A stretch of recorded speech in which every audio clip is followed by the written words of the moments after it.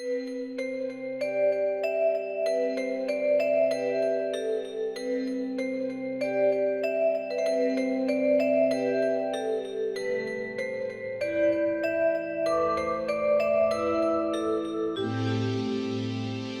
dans cette nouvelle vidéo. Aujourd'hui je vous retrouve pour faire le End of the Year Book Tag. Ça fait un petit moment que j'ai pas fait de tag sur la chaîne et j'aime beaucoup faire celui-là parce que c'est un tag qui permet de faire une sorte de dernier prévisionnel, on va dire, pour cette fin d'année. Et il reste qu'un mois et demi, donc on va essayer de répondre aux questions et de voir un petit peu ce qu'on peut encore lire là avant la fin d'année. Je sais plus trop la personne qui avait créé ce tag, mais ça fait tellement longtemps qu'il existe et là je l'ai vu récemment être repris sur la chaîne anglophone et je me suis dit que ce serait le moment de le refaire. Si jamais j'arrive à retrouver la créatrice du tag, je vous mettrai en barre d'infos, mais sinon je vous mettrai les questions également en barre d'infos, comme ça vous pourrez y répondre aussi. On va commencer à répondre aux questions. Le tag n'est pas très long, il n'y a que 6 questions. La première, on nous demande: y a-t-il des livres que tu as commencé cette année et que tu as besoin de finir avant la fin d'année? Alors, en fait, je me suis aperçue qu'il y avait quelques livres en format papier que j'ai commencé, que je n'ai pas encore continué, mais que je souhaite continuer. Et il y a également des livres que j'ai commencé sur mon téléphone parce que des fois j'ai des insomnies la nuit. Alors je lis pas forcément beaucoup en numérique parce que je n'ai pas de liseuse, mais de temps en temps je craque sur un petit e-book et je lis sur mon téléphone. Je me rends compte que des fois j'ai un peu du mal à me dire que j'ai DNF tel ou tel livre en format numérique, parce que autant en format papier, quand je le commence et que je le mets sur pause, que je le pose dans un coin et que je le vois plusieurs fois et que j'ai toujours pas envie d'y retourner, je me dis à un moment donné que c'est bon, je DNF le livre et que j'y reviendrai pas et que l'histoire me plaît pas, c'est tout. Mais en numérique, généralement, je ferme juste mon téléphone et quand j'ouvre l'application, j'ouvre un autre livre et je pense pas forcément à me poser la question si je DNF le livre ou pas, et c'est un petit peu le problème, je trouve, des formats numériques. Donc en tout cas pour ma part, j'ai commencé notamment 2 petites choses sur mon téléphone. Il y a notamment Daisy Jones and the Six de Taylor Jenkins Reid. J'ai commencé, je crois que je suis à 25%, quelque chose comme ça, et en fait je pense que inconsciemment j'ai pas envie de me dire que je DNF le livre parce que c'est une autrice que j'adore. J'ai adoré tous les autres livres que j'ai lus de cette autrice. Celui-là m'a tellement été conseillé, il a tellement fait le buzz, tellement de personnes ont dit qu'il était extraordinaire, que c'était l'un de ses meilleurs romans. Et moi j'accroche pas. Et j'accroche pas du tout. En fait j'aime bien le style du roman, j'aime bien la façon dont le roman est amené, puisque c'est un petit peu comme une forme d'interview, on va dire, d'un groupe, et notamment de comment le groupe Daisy Jones and the Six a été formé.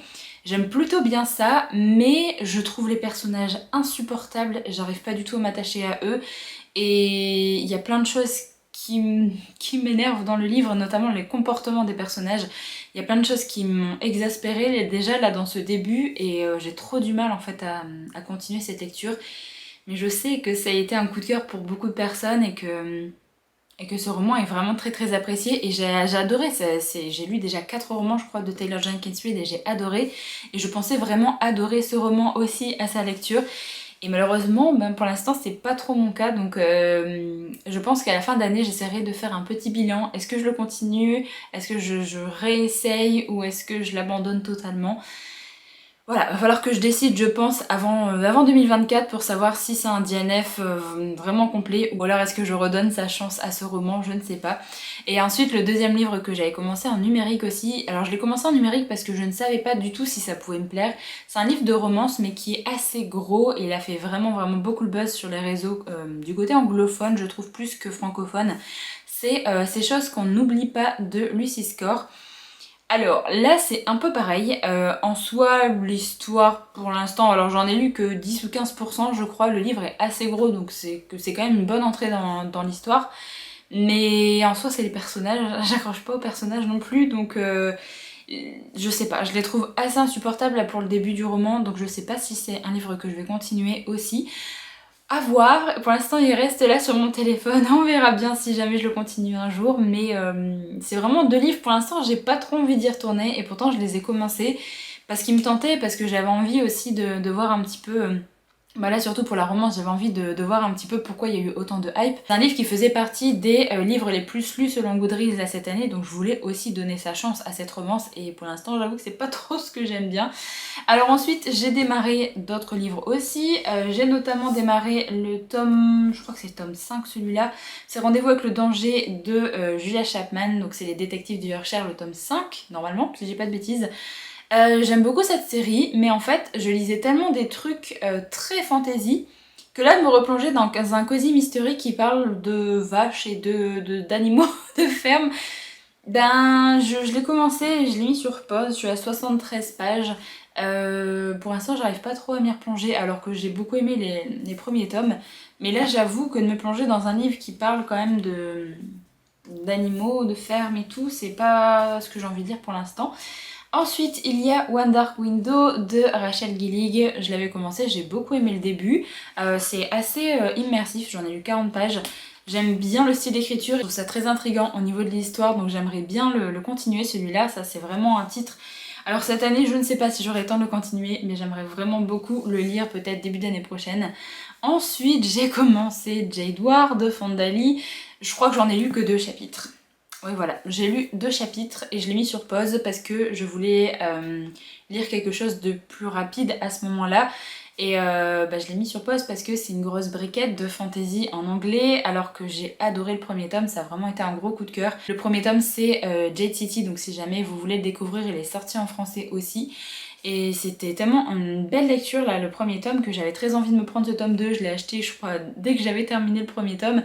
Et au final je me rends compte que j'ai lu le premier tome là au mois de janvier ou février, donc ça commence à faire longtemps. Et j'ai très envie de me plonger dans ce livre là, mais voilà. Il est toujours là. Je me dis peut-être que je ferai comme l'année dernière, est-ce que c'est pas le livre que je commencerai directement au mois de janvier. Mais comme je dois lire aussi Kushiel au mois de janvier, je me demande si c'est une bonne chose de lire aussi un petit pavé de fantasy en anglais en même temps. Et en parlant de pavé, eh bien j'ai commencé celui-là que j'aime beaucoup, j'ai vraiment beaucoup aimé tout ce que j'ai lu et j'en suis page 177 seulement. J'ai pas vraiment beaucoup avancé, mais j'ai beaucoup aimé le début et je trouve que c'est beaucoup plus facile de rentrer dans l'histoire que pour le Prieuré l'Oranger par exemple. Mais voilà, briquette, voilà, je ne m'y suis pas remise encore et pourtant c'est un livre qui me tente beaucoup. Voilà un peu tous les livres que j'ai commencé et que j'aimerais bien continuer. J'adorerais continuer ces livres-là avant la fin d'année, mais soyons honnêtes, je ne pense pas que ce sera possible de faire pour tous ces livres. Donc on verra bien, si jamais j'essaye d'en piocher au moins un pour essayer de le continuer avant la fin d'année, ce serait déjà cool. La deuxième question nous demande, as-tu un livre que tu trouves parfait pour la transition de cette fin d'année? Alors j'ai mis dans ma pile à lire automnale, un livre qui pour moi crie automne au niveau de sa couverture, mais on m'a dit un petit peu dans les commentaires que c'était un livre dans lequel il faisait froid au niveau de l'histoire, donc je me dis que ça peut être très chouette parce que le livre Emily Wilde's Encyclopedia of Fairies, pour moi la couverture fait très automne avec ces petits champignons comme ça, enfin ça fait très automne. Je suis désolée, il n'y a plus trop de luminosité là en caméra, mais le soleil a décidé de partir, hein, on vive l'automne pour ça. Mais du coup je me dis que ça peut être très chouette de lire ce livre là, admettons peut-être début décembre, ou alors même fin décembre, en soi l'hiver commence que fin décembre, donc ça peut être chouette aussi de le lire pour les moments où il commence à faire un petit peu froid, et le tome 2 sort en début du mois de janvier, donc en tout cas j'aimerais bien le lire avant de la sortie du tome 2, voir si je me prends le tome 2 aussi. La couverture du tome 2 est vraiment trop jolie aussi, elle est en vert pomme un petit peu là, je l'aime beaucoup. Donc voilà, un livre qui pour moi a l'air d'être parfait pour cette petite transition automne-hiver qui va faire un petit peu cette transition de fin d'année, et j'aimerais vraiment beaucoup là, le lire du coup au mois de décembre. La troisième question nous demande, y a-t-il une prochaine sortie que tu attends encore? Alors oui, il y a encore pas mal de petites sorties là qui me tentent bien, notamment là fin novembre il y a Nos fins violentes de Chloé Gong. J'attends vraiment beaucoup ce livre parce que j'ai beaucoup aimé le premier tome et c'est la fin de la duologie, donc j'ai hâte de voir un petit peu comment tout ça va se conclure. Il y a Cursed de Marissa Meyer, forcément pareil, fin de duologie. J'ai très envie de savoir comment cette histoire va se terminer également, donc j'ai très hâte d'avoir ce tome 2 entre les mains. Et il y a également une petite sortie VO qui sort je crois en toute fin du mois de décembre, je crois. En fait j'attends sa sortie paperback, c'est déjà sorti en grand format depuis longtemps. C'est The Only One Left de Riley Sager, si je dis pas de bêtises. J'ai peur de dire une bêtise au niveau du nom de l'auteur ou l'autrice, je sais même pas d'ailleurs. Mais c'est un livre qui a fait assez le buzz en VO et ça me tente bien. Et si je me souviens bien, au niveau de l'histoire, on va suivre quelqu'un qui veut éclaircir une affaire qui s'est déroulée il y a des années de ça. En gros, il y a eu une seule survivante, je crois, après un massacre ou je ne sais quoi, où il me semble que toute la famille est morte, ou quelque chose comme ça. En gros, la personne va aller voir la survivante qui, normalement, il me semble, elle ne parle plus, elle est un petit peu... elle est devenue handicapée, je crois, suite à ce qui s'est passé. Il me semble qu'on va enfin savoir un petit peu ce qui s'est passé il y a des années de ça. Donc, plutôt bien ce genre de pitch au niveau des thrillers, donc il me tente quand même beaucoup. Et cet auteur ou autrice, je ne sais pas, c'est quand même beaucoup le buzz sur les réseaux anglophones, donc j'ai hâte aussi de découvrir un petit peu ça. C'est la 4e question et on nous demande quels sont les 3 livres que tu veux lire avant la fin d'année, mais il y en a tellement plus que 3. En fait, j'arrive pas à me dire qu'il reste moins d'1 mois et demi là avant la fin d'année et j'ai envie de lire plein de trucs avant la fin d'année aussi. Vraiment, alors celui que je n'ai pas c'est Babel, je vais bientôt l'avoir en ma possession, mais c'est un livre que j'ai très envie de lire avant la fin d'année parce que franchement, je mets beaucoup d'espoir sur ce livre et je pense que potentiellement il pourrait être un coup de cœur, donc j'ai très envie quand même de le lire avant la fin d'année, au cas où il pourrait rejoindre mes favoris de l'année. Ensuite, il y a Threads of Power de Victoria Schwab. Alors là, je suis actuellement en train de terminer l'Empire du Vampire de J. Christophe et après je pense que ce sera une de mes prochaines lectures. Parce que Victoria Schwab et que en plus vous l'avez choisi dans ma vidéo Book Haul Check-in et que j'ai très envie de lire ce roman, même si c'est une petite briquette aussi. Sinon il y a aussi Les Extraordinaires de T.J. Klune que j'ai bien envie de lire avant la fin d'année, puisque j'ai vu que De Sacus a annoncé le tome 2 là au mois de décembre alors que celui-là est sorti en octobre. Je me dis mais on a déjà le tome 2 moins de 2 mois après la sortie du premier tome et je trouve ça très bien, comme ça on peut enchaîner un peu la série. De toute façon c'est T.J. Klune et je pense que ça va être un livre assez fun, assez doudou en même temps, avec pas mal de bienveillance, avec une petite romance. Franchement j'ai très envie de le lire, donc j'aimerais bien le caser avant la sortie du tome 2 potentiellement pour voir si je me prends la suite ou pas. Bon, j'essaye de n'en citer que 3 mais il y a encore beaucoup d'autres livres que j'ai envie de lire là pour le mois de décembre. Là vous verrez un petit peu dans ma vidéo Monthly Reset comment je vais m'organiser pour le mois de décembre au niveau de ma pile à lire. Parce que j'ai envie de lire trop de trucs mais j'arrive pas à me décider, donc je vais essayer de trouver un petit moyen comme ça pour me décider et avancer dans mes lectures. On passe à la 5e question, c'est penses-tu qu'il y a un livre qui pourrait te surprendre et devenir un de tes favoris? Babel, forcément je l'ai dit, mais Babel. Et franchement le Victoria Schwab aussi, parce que c'est une de mes autrices préférées, donc potentiellement je vais autant aimer ce livre-là que ses autres romans, donc je mets beaucoup d'espoir quand même dans ce roman. Je vous avoue que j'ai pas vu d'avis tomber sur Threads of Power, donc je ne sais pas si les gens l'ont aimé ou pas. De toute façon je pense que même s'il y avait beaucoup de mauvais avis, je lirais quand même ce roman parce que c'est Victoria Schwab et que c'est une de mes autrices préférées. Voilà, je pense vraiment à ces deux-là qui pourraient encore vraiment beaucoup me surprendre là avant la fin d'année et devenir potentiellement des favoris. Après on verra, peut-être que j'aurai des surprises. Du coup la dernière question, on nous demande as-tu commencé à faire des plans pour 2024 ? Oui, forcément, moi j'adore préparer des petits challenges, j'adore essayer de prévoir un petit peu ce que je pourrais lire l'année prochaine. J'ai déjà commencé à réfléchir pour une petite palle pour 2024, mais je pense que je vais potentiellement faire moins de gros challenges pour l'année et essayer vraiment de suivre un peu mes envies. Vraiment faire une palle en fonction de ce que j'ai envie de lire et en fonction des sorties aussi qui sont annoncées pour 2024. Donc j'ai déjà commencé à préparer ça. Et j'ai également envie de refaire mon petit challenge Goodreads. Donc ça vous verrez aussi dans une prochaine vidéo qui arrivera au mois de décembre. Puisque de toute façon je vais attendre les résultats des Goodreads Choice Awards qui normalement devraient arriver début du mois de décembre, donc je pense que la vidéo arrivera mi-mois de décembre pour les Goodreads Choice Awards. J'aimerais bien également continuer sur ma lancée de lire des livres de ma palle et lire des livres que j'ai récemment achetés. Là avec les Book Haul Check-in cette année, j'ai quand même réussi à lire beaucoup de livres que j'ai achetés directement en 2023, que j'ai achetés ou reçus de la part de maison d'édition aussi.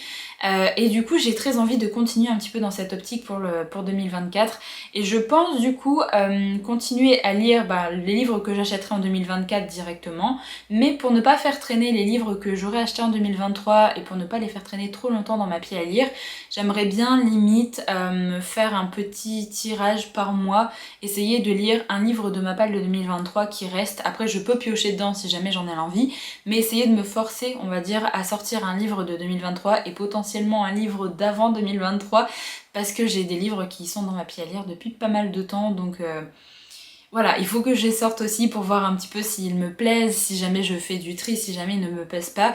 Alors je sais qu'il y a pas mal de personnes au niveau anglophone qui essayent de faire le challenge Try a Chapter, c'est-à-dire ils essayent un chapitre, voire deux, si jamais les chapitres sont très courts. Ils voient un petit peu si le style leur plaît, si jamais l'histoire leur plaît aussi. Si jamais ça leur plaît pas, ils n'hésitent pas à revendre le livre, à se débarrasser du livre.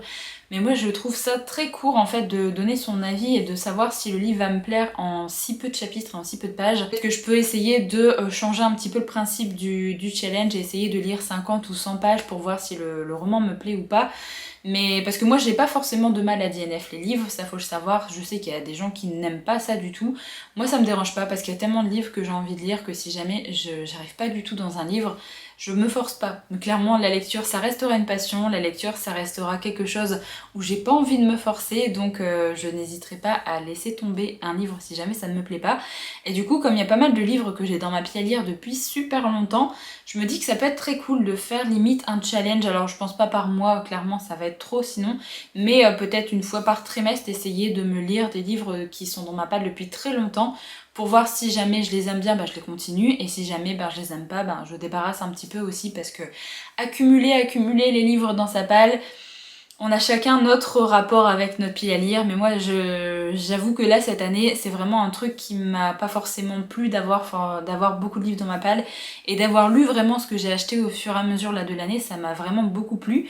Donc j'aimerais bien rester sur cette optique là pour l'année prochaine. Donc je commence à penser à pas mal de petits challenges là pour l'année prochaine, et de toute façon vous verrez, ma vidéo Goodreads arrivera au mois de décembre, ma vidéo pile à lire pour 2024 je pense aussi arrivera au mois de décembre, il y a juste mon bilan en fait pour 2023, c'est toujours début janvier. Donc voilà, je pense que je ferai déjà ça. Et voilà, si jamais j'ai une nouvelle idée de challenge qui arrive, mais j'ai pas trop envie de me mettre la pression à recommencer plein de challenges pour 2024. J'ai vraiment envie de lire au fur et à mesure de mes envies lecture et de pas me forcer du tout. Donc voilà, c'en est tout pour cette vidéo et pour ce book tag. J'espère en tout cas que la vidéo vous a plu. N'hésitez pas à me dire si jamais vous avez lu un des romans que j'ai présenté dans la vidéo. Et n'hésitez pas non plus à me dire par exemple dans les commentaires les livres que vous avez commencé cette année mais que vous n'avez pas encore continué, ou alors est-ce que vous avez déjà des plans de lecture pour 2024, je suis très curieuse de savoir ça. Je vous laisse ici du coup pour cette vidéo, moi je vous retrouve très bientôt pour une prochaine, donc en attendant prenez soin de vous.